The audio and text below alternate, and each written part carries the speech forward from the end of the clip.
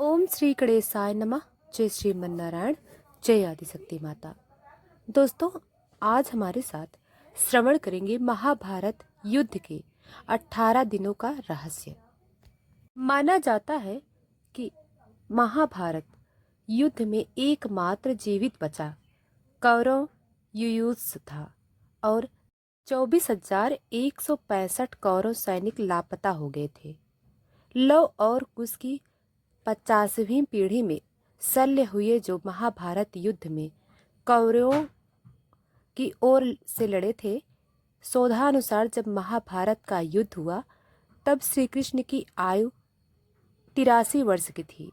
महाभारत युद्ध के 36 वर्ष बाद उन्होंने देह त्याग दी थी। इसका मतलब 119 वर्ष की आयु में उन्होंने देह त्याग दिया था। भगवान श्री कृष्ण द्वापर के अंत और कलयुग के आरंभ के संधि काल में विद्यमान थे। भागवत पुराण के अनुसार श्री कृष्ण के देह छोड़ने के बाद 3102 ईसा पूर्व कलिकाल का प्रारंभ हुआ था। इस प्रकार कलयुग को आरंभ हुए 5120 वर्ष हो गए हैं।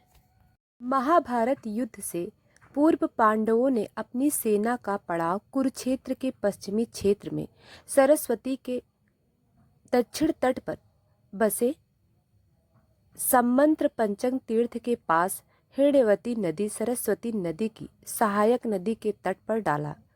कौरवों ने कुरुक्षेत्र के पूर्वी भाग में वहां से कुछ योजन की दूरी पर एक समतल मैदान में अपना पड़ाव डाला। दोनों ओर के शिविरों में सैनिकों के भोजन और घायलों के इलाज की उत्तम व्यवस्था थी। हाथी, घोड़े और रथों की अलग व्यवस्था थी। हजारों शिविरों में से प्रत्येक शिविर में प्रचुर मात्रा में खाद्य सामग्री, अस्त्र शस्त्र, यंत्र और कई वैद्य और शिल्प वेतन देखकर रखे गए थे। पितामह भीष्म की सलाह पर दोनों दलों ने एकत्र होकर युद्ध के कुछ नियम बनाए। उनके बनाए हुए नियम निम्नलिखित हैं। नंबर 1, प्रतिदिन युद्ध सूर्योदय से लेकर सूर्यास्त तक ही रहेगा। सूर्यास्त के बाद युद्ध नहीं होगा। नंबर 2, युद्ध समाप्ति के पश्चात छल कपट छोड़कर सभी लोग प्रेम का व्यवहार करेंगे। नंबर 3, रथी से हाथी वाले से और पैदल वाले से ही युद्ध करेगा। नंबर 4, एक वीर के साथ एक ही वीर युद्ध करेगा। नंबर 5, भय से भागते हुए या शरण में आए हुए लोगों पर अस्त्र शस्त्र का प्रहार नहीं किया जाएगा। नंबर 6, जो वीर निहत्था हो जाएगा उस पर कोई अस्त्र शस्त्र नहीं उठाया जाएगा। नंबर 7, युद्ध में सेवक का काम करने वालों पर कोई अस्त्र शस्त्र नहीं उठाएगा। युद्ध का पहला दिन प्रथम दिन की ओर, जहां कृष्ण अर्जुन अपने रथ के साथ दोनों ओर की सेनाओं के मध्य खड़े थे और अर्जुन को गीता का उपदेश दे रहे थे। इसी दौरान भीष्म पितामह ने सभी योद्धाओं को कहा कि अब युद्ध शुरू होने वाला है। इस समय जो भी युद्ध अपना खेमा बदलना चाहे वह स्वतंत्र है कि वह जिसकी तरफ से भी चाहे युद्ध करे। इस घोषणा के बाद धृतराष्ट्र का पुत्र युयुत्सु डंका बजाते हुए कौरव दल को छोड़ पांडवों के खेमे में चले गया। ऐसा युधिष्ठिर के क्रियाकलापों के कारण संभव हुआ था। श्री कृष्ण के उपदेश के बाद अर्जुन ने देवदत्त नामक शंख बजाकर युद्ध की घोषणा की। इस दिन 10,000 सैनिकों की मृत्यु हुई। भीम ने दुशासन पर आक्रमण किया। अभिमन्यु ने भीष्म का धनुष तथा रथ का ध्वज दंड काट दिया। पहले दिन की समाप्ति पर पांडव कक्ष को भारी नुकसान उठाना पड़ा। विराट नरेश के पुत्र उत्तर और श्वेत क्रमशः शल्य और भीष्म के द्वार मारे गए। भीष्म द्वारा उनके कई सैनिकों का वध कर दिया गया। कौन मजबूत रहा? पहला दिन पांडव कक्ष को नुकसान उठाना पड़ा और कौरव पक्ष मजबूत रहा। युद्ध का दूसरा दिन, कृष्ण के उपदेश के बाद अर्जुन तथा भीष्म, धृष्टद्युम्न तथा द्रोण के मध्य युद्ध हुआ। सात्यकी ने भीष्म के सारथी को घायल कर दिया। द्रोणाचार्य ने धृष्टद्युम्न को कई बार हराया और उसके कई धनुष काट दिए। भीष्म द्वारा अर्जुन और श्री कृष्ण को कई बार घायल किया गया। इस दिन भीम को कालिंगों और निषादों से युद्ध हुआ तथा भीम द्वारा सहस्त्रों कलिंग और निषाद मार गिराए गए। अर्जुन ने भी भीम को भीषण संहार मचाने से रोक रखा।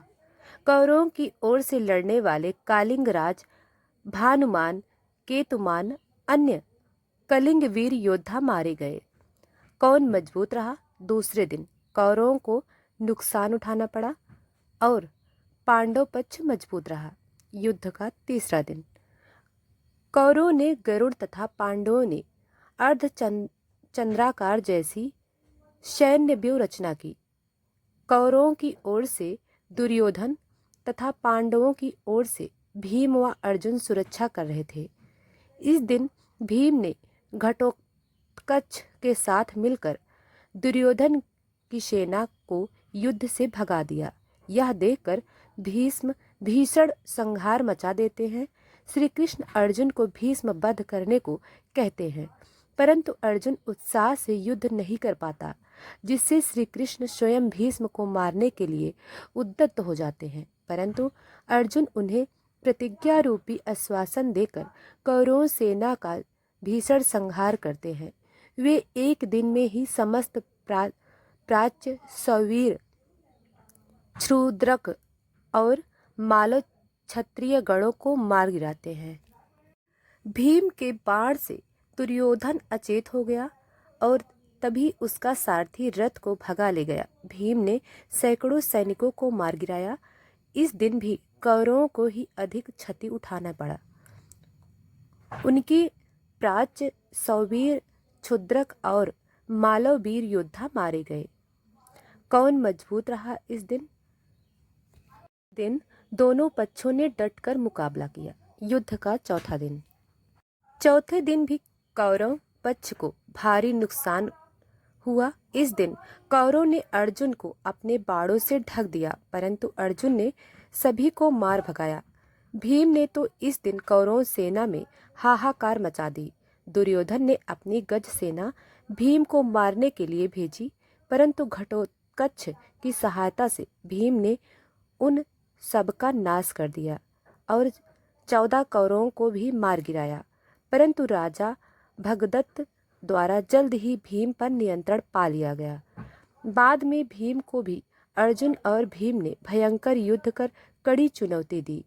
कौन मजबूत रहा? इस दिन कौरवों को नुकसान उठाना पड़ा और पांडव पक्ष मजबूत रहा। युद्ध का पांचवा दिन श्री कृष्ण के उपदेश के बाद युद्ध की शुरुआत हुई और फिर भयंकर मार काट मची। दोनों ही पक्षों के सैनिकों का भारी संख्या में वध हुआ। इस दिन भीष्म ने पांडव सेना को अपने बाणों से ढक दिया। उन पर क्रमशः रोक लगाने के लिए क्रमशः अर्जुन और भीम ने उनसे भयंकर युद्ध किया। सात्यकी ने द्रोणाचार्य को भीषण संहार करने से रोके रखा। भीम द्वारा सात्यकी को युद्ध क्षेत्र से भगा दिया।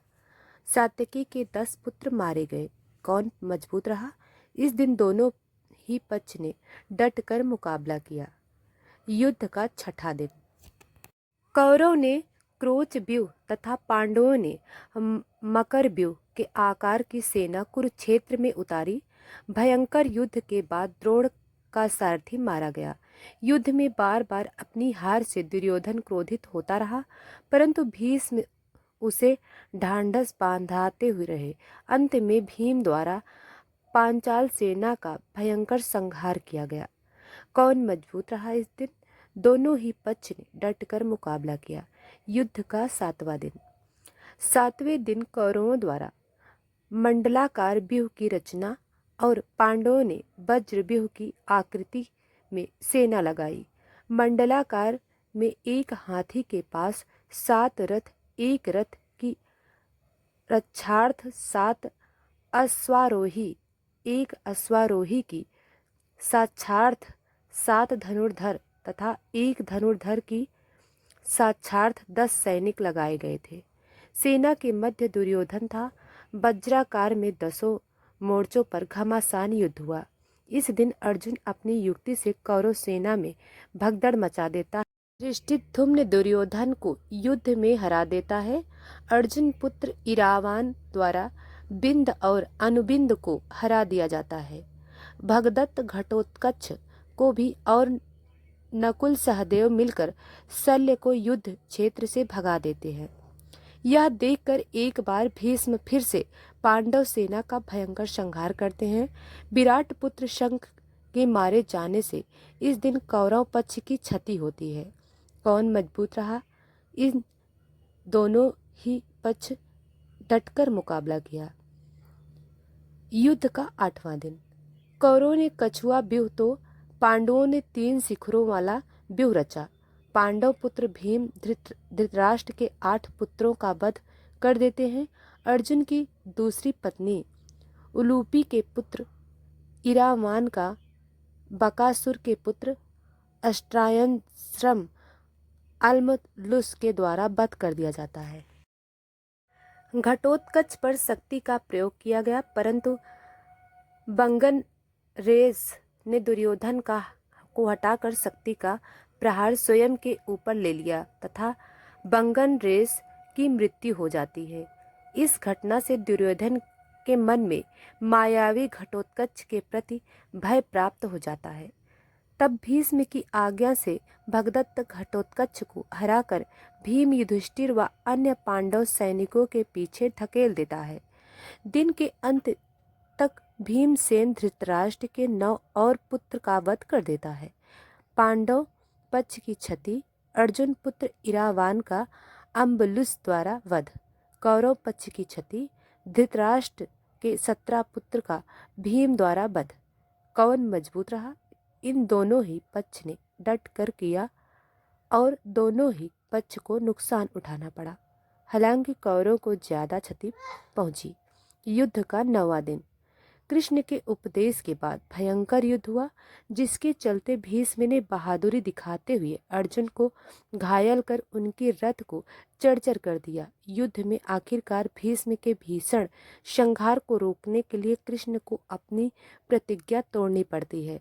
उनकी चरचर रथ को देखकर श्री कृष्ण रथ का पहिया लेकर भीष्म पर झपटते हैं, लेकिन वे शांत हो जाते हैं।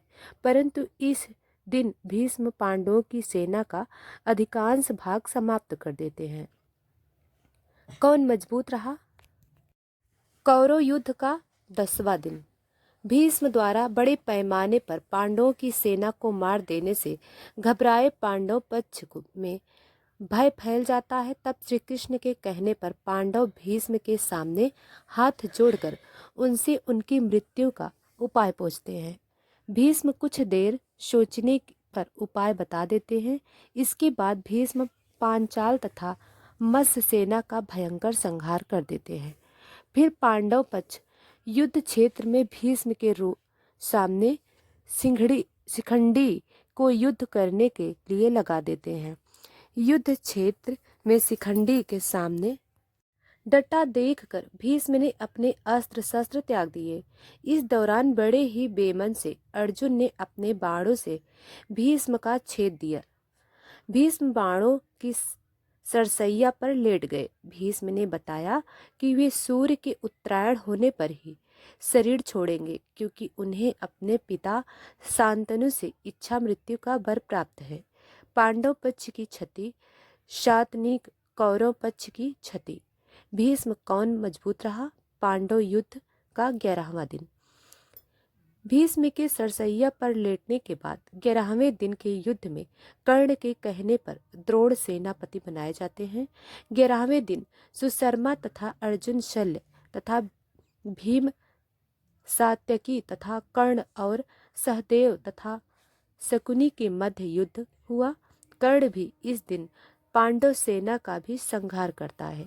दुर्योधन और शकुनी द्रोण से कहते हैं कि हे वे युधिष्ठिर को बंदी बना ले, तो युद्ध अपने आप खत्म हो जाएगा। तो जब दिन के अंत में द्रोण युधिष्ठिर को युद्ध में हराकर उसे बंदी बनाने के लिए आगे बढ़ते ही हैं कि अर्जुन आकर अपने बाणों की वर्षा से उन्हें रोक देता है। नकुल युधिष्ठिर के साथ थे, वह अर्जुन भी वापस युधिष्ठिर के पास आ गए। इस प्रकार कौरव युधिष्ठिर को नहीं पकड़ सके। पांडव पक्ष की क्षति, विराट का वध, कौन मजबूत रहा? कौरव युद्ध का 12वां दिन। कल के युद्ध में अर्जुन के कारण युधिष्ठिर को बंदी न बना पाने के कारण शकुनी व दुर्योधन अर्जुन को युधिष्ठिर से काफी दूर भेजने के लिए त्रिगर्त देश के राजा को उससे युद्ध कर उसे वहीं युद्ध में व्यस्त बनाए रखने को कहते हैं। वे ऐसा करते भी हैं, परंतु एक बार फिर अर्जुन समय पर पहुंच जाता है और द्रोण असफल हो जाते हैं। होता यह है कि जब त्रिगर्त अर्जुन को दूर ले जाते हैं, तब सात्यकी युधिष्ठिर के रक्षक थे। वापस लौटने पर अर्जुन ने प्राग्ञ ज्योतिषपुर के राजा भगदत्त को अर्धचंद्र को बाण से मार डाला। सात्यकी ने द्रोण के रथ का पहिया काटा और उसके घोड़े मार डाले। द्रोण ने अर्धचंद्र बाण द्वारा सात्यकी का सिर काट लिया। सात्यकी ने कौरवों के अनेक उच्च कोट के योद्धाओं को मार डाला, जिनमें से प्रमुख जलसंधि त्रिगर्तों की गज सेना, सुदर्शन मलेच्छों की सेना, भूरिश्रवा कर्णपुत्र प्रसन्न थे। युद्ध भूमि में सात्यकी को परिश्रवा की कड़ी टक्कर झेलनी पड़ी। हर बार सात्यकी को कृष्ण और अर्जुन ने बचाया। पांडव पक्ष की क्षति, द्रुपद कौरव पक्ष की क्षति, त्रिगर्त नरेश, कौन मजबूत रहा? दोनों। युद्ध का 13वां दिन। कौरवों ने चक्रव्यूह की रचना की। इस दिन दुर्योधन राजा भगदत्त को अर्जुन को व्यस्त बनाए रखने को कहते हैं। भगदत्त युद्ध में एक बार फिर से पांडव वीरों को भगाकर भीम को एक बार फिर से हरा देते हैं। फिर अर्जुन के साथ भयंकर युद्ध करते हैं। श्री कृष्ण भगदत्त के वैष्णवास्त्र को अपने ऊपर से उससे अर्जुन की रक्षा करते हैं। अंततः अर्जुन भगदत्त की आंखों की पट्टी को तोड़ देता है, जिससे उसे देखना बंद हो जाता है और अर्जुन इस अवस्था में ही छल से उनका वध कर देता है। इसी दिन द्रोण युधिष्ठिर के लिए चक्रव्यूह रचते हैं, जिसे केवल अभिमन्यु तोड़ना जानता है, परंतु निकलना नहीं जानता था। अतः अर्जुन युधिष्ठिर भीम आदि को उसके साथ भेजता है, परंतु चक्रव्यूह के द्वार पर वे सबके सब जयद्रथ द्वारा शिव के वरदान के कारण रोक दिए जाते हैं और केवल अभिमन्यु ही प्रवेश कर पाता है। ये लोग करते हैं अभिमन्यु का वध। कर्ण के कहने पर सातों महारथियों कर्ण, जयद्रथ, द्रोण, अश्वत्थामा, दुर्योधन, लक्ष्मण तथा शकुनी ने एक साथ अभिमन्यु पर प्रहार आक्रमण किया। लक्ष्मण ने जो गदा अभिमन्यु के सिर पर मारी, वही गदा अभिमन्यु ने लक्ष्मण को फेंक कर मारी। इसमें दोनों की उसी समय मृत्यु हो गई। अभिमन्यु के मारे जाने का समाचार सुनकर जयद्रथ को कल सूर्यास्त से पूर्व मारने की अर्जुन ने प्रतिज्ञा की, अन्यथा अग्नि समाधि लेने का वचन दिया। पांडव पक्ष की क्षति, अभिमन्यु कौन मजबूत रहा? पांडव। युद्ध का 14वां दिन। अर्जुन की अग्नि समाधि वाली बात सुनकर कौरव पक्ष में हर्ष व्याप्त हो जाता है और फिर वे यह योजना बनाते हैं कि आज युद्ध में जयद्रथ को बचाने के लिए सब कौरव योद्धा अपनी जान की बाजी लगा देंगे। द्रोण जयद्रथ को बचाने का पूर्ण आश्वासन देते हैं और उसे सेना के पिछले भाग में छिपा देते हैं। युद्ध शुरू होता है। भूरिश्रवा सात्यकी को मारना चाहता था, तभी अर्जुन ने भूरिश्रवा के हाथ काट दिए। वह धरती पर गिर पड़ा। तभी सात्यकी ने उसका सिर काट दिया। द्रोण, द्रुपद और विराट को मार देते हैं। तब कृष्ण अपनी माया से सूर्यास्त कर देते हैं। सूर्यास्त होते देख अर्जुन अग्नि समाधि की तैयारी करने लग जाते हैं। छिपा हुआ जयद्रथ जिज्ञासावश अर्जुन को अग्नि समाधि लेते देखने के लिए बाहर आकर हंसने लगता है। उसी समय श्री कृष्ण की कृपा से सूर्य पुनः निकल जाता है और तुरंत ही अर्जुन सबको रौंदते हुए कृष्ण द्वारा किए गए सूर्यास्त के कारण बाहर आए जयद्रथ को मारकर उसका मस्तक उसके पिता के गोद में गिरा देते हैं। पांडव पक्ष की क्षति, द्रुपद विराट कौरव पक्ष की क्षति। जयद्रथ भगदत्त युद्ध का 15वां दिन। द्रोण की संहारक शक्ति के बढ़ते जाने से पांडवों के खेम में दहशत फैल गई। पिता पुत्र ने मिलकर महाभारत युद्ध में पांडवों की हार सुनिश्चित कर दी। पांडवों की हार को देखकर श्री कृष्ण ने युधिष्ठिर से छल का सहारा लेने को कहा। इस योजना के तहत युद्ध में यह बात फैला दी कि अश्वत्थामा मारा गया, लेकिन युधिष्ठिर झूठ बोलने को तैयार नहीं थे। तब अवंतिराज के अश्वत्थामा नामक हाथी का भीम द्वारा वध कर दिया गया। इसके बाद युद्ध में यह बात फैला दी गई कि अश्वत्थामा मारा गया। जब गुरु द्रोणाचार्य ने धर्मराज युधिष्ठिर से अश्वत्थामा की सत्यता जानना चाहिए तो उन्होंने जवाब दिया, अश्वत्थामा मारा गया, परंतु हाथी। श्री कृष्ण ने उसी समय शंखनाद किया, जिसके शोर के चलते गुरु द्रोणाचार्य आखिर शब्द हाथी नहीं सुन पाए और उन्होंने समझा मेरा पुत्र मारा गया। यह सुनकर उन्होंने शस्त्र त्याग दिए और युद्ध भूमि में आंखें बंद कर शोक में डूब गए। यही मौका था जबकि द्रोणाचार्य को निहत्था जानकर द्रौपदी के भाई धृष्टद्युम्न ने तलवार से उनका सिर काट डाला। कौरव पक्ष की क्षति। द्रोण कौन मजबूत रहा। पांडव 16वें दिन का युद्ध। द्रोण के छल से वध किए जाने के बाद कौरवों की ओर से कर्ण को सेनापति बनाया जाता है। कर्ण पांडव सेना का भयंकर संहार करता है और वह नकुल व सहदेव को युद्ध में हरा देता है, परंतु कुंती के दिए वचन को स्मरण कर उनके प्राण नहीं लेता। फिर अर्जुन के साथ भी भयंकर संग्राम करता है। दुर्योधन के कहने पर कर्ण ने अमोघ शक्ति द्वारा घटोत्कच का वध कर दिया। यह अमोघ शक्ति कर्ण ने अर्जुन के लिए बचाकर रखी थी, लेकिन घटोत्कच से घबराए हुए अर्जुन ने कर्ण से इस शक्ति का इस्तेमाल करने के लिए कहा। यह ऐसी शक्ति थी जिसका वार कभी खाली नहीं जा सकता था। कर्ण ने इसे अर्जुन का वध करने के लिए बचाकर रखी थी। इस बीच भीम का युद्ध दुशासन के साथ होता है और वह दुशासन का वध उसकी छाती का रक्त पीता है और अंत में सूर्यास्त हो जाता है। कौरव पक्ष की क्षति। दुशासन कौन मजबूत रहा। दोनों। युद्ध का 17वां दिन। शल्य को कर्ण का सारथी बनाया गया। इस दिन कर्ण भीम और युधिष्ठिर को हराकर कुंती को दिए वचनों का स्मरण कर उनके प्राण नहीं लेता। बाद में वह अर्जुन से युद्ध करने लग जाता है। कर्ण तथा अर्जुन के मध्य भयंकर युद्ध होता है। कर्ण के रथ का पहिया धंसने पर श्री कृष्ण के इशारे पर अर्जुन द्वारा असहाय अवस्था में कर्ण का वध कर दिया जाता है।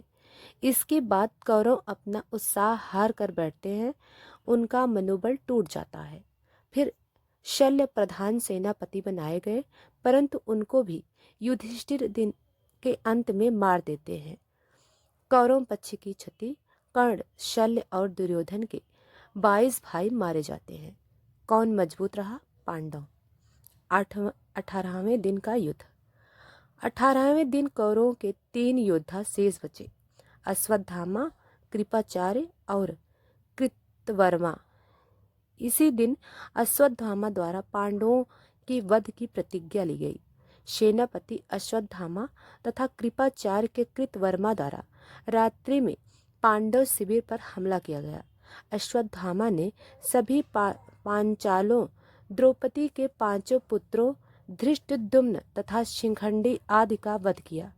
पिता को छल पूर्वक मारे जाने का जानकर अश्वत्थामा दुखी होकर क्रोधित हो गए और उन्होंने ब्रह्मशस्त्र का प्रयोग किया, जिससे युद्ध भूमि शमशान भूमि में बदल गई। यह देखकर कृष्ण ने उन्हें कलयुग के अंत तक कोढ़ी के रूप में जीवित रहने का श्राप दे दिया। इस दिन भीम दुर्योधन से बचे हुए भाइयों को मार देता है। सहदेव शकुनी को मार देता है और अपनी पराजय हुई जान दुर्योधन भागकर सरोवर के स्तंभ में जा छुपता है। इसी दौरान बलराम तीर्थ यात्रा से वापस आ गए और दुर्योधन के निर्भय रहने का आशीर्वाद दिया।